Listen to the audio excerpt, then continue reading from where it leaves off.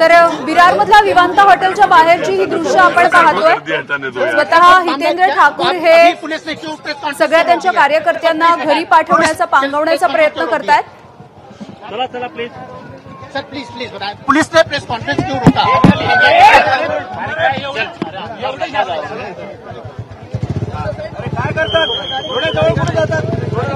अरे बाबा तुम्ही नका ना, माझं रक्षण मी करील, थांबा ना जरा।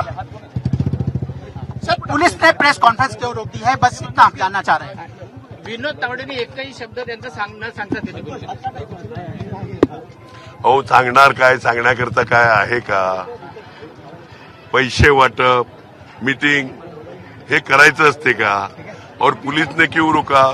तो इलेक्शन कमीशन ने बोला कि अपने आड़े आएगा ये सब बीजेपी के, उनके पास बोलने के लिए कुछ नहीं था। तो बोलता है आचार संहिता में प्रेस कॉन्फ्रेंस, कौन से आचार संहिता में लिखा है प्रेस कॉन्फ्रेंस नहीं लिखने का? इसका निषेध सही 12 महीने में तो आपने करना मांगता है, ये तुमचं काय है? लेकिन सर विनोद तावड़े भी आपके साथ बैठे थे और अचानक वो उठ करके दूसरी तरफ चले गए।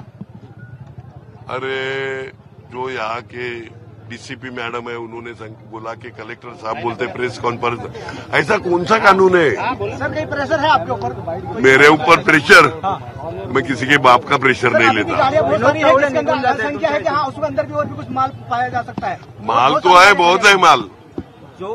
जोपर्यंत कारवाई करत नाही तोपर्यंत विनोद तावडेंना आम्ही सोडणार नाही, अशा पद्धतीची भूमिका असताना आता विनोद अहो आता मला फोन बघा, माझ्या 50 फोन केले, आता जा आहे ते संपवा, मिटवा, आपण मित्र आहेत, सोडून दिलं। आपण किती पैसे मिळाले काय? वेगवेगळ्या रूम मध्ये कुठे 10 लाख, कुठे 2 लाख, कुठे 5 लाख, ते पोलीस प्रशासन आणि आरोना विचारा इलेक्शन कमीशन। क्या पैसे के दम पर चुनाव जीतना चाहती है क्या? अरे इनकी औकात है क्या ऐसा करने का? लेकिन क्या आप पे जो है सुरक्षा बल की तरफ से दबाव बनाया जा रहा है? किस तरह आपको जो है? मेरे को सुरक्षा दल या किसी के दबाव को मैं नहीं जमता ही करता, लेकिन हाँ इलेक्शन कमीशन और पुलिस पे प्रशासन का दबाव है।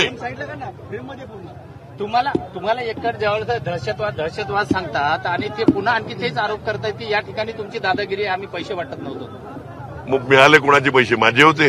विनोद तावडे 48 तास अगोदर सगळ्या नेत्यांनी बाहेर जायचं असते, थांबले कसे? सर विनोद तावड़े और आपकी प्रेस कॉन्फ्रेंस होने जा रही थी, साझा प्रेस कॉन्फ्रेंस हो जा रही थी, क्या बात होने जा रही थी जो पूरी नहीं हुई? आरोप उनको सह नहीं सकते ना, इसलिए उन्होंने रोक दी।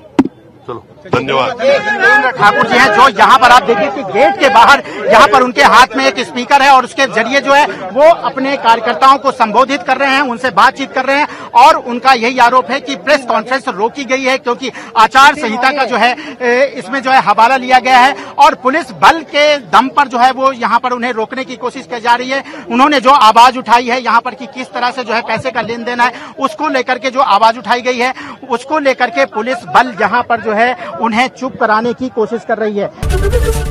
एबीपी माझा, उघडा डोळे बघा नीट।